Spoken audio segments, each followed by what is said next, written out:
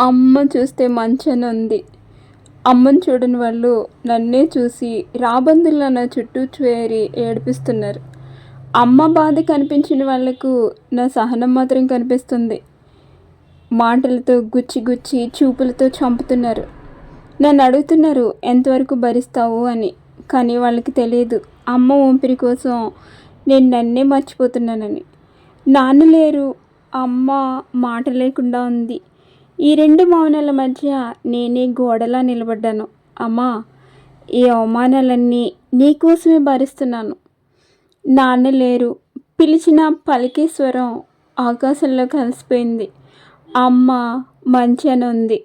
నన్ను చూసి నవ్వాలన్నా ఆ నవ్వుకి శక్తి మిగలలేదు. ఒకప్పుడు ఇంటి గోడలన్నీ నాన్న మాటలతో, అమ్మ నవ్వులతో నిండేవి.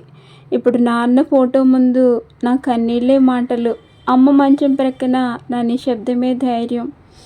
నేను ఏడవకూడదు అంటారు కానీ నాన్న లేని లోటు, అమ్మ చెప్పలేని బాధ ఈ గుండెను రోజు చీల్చేస్తున్నాయి.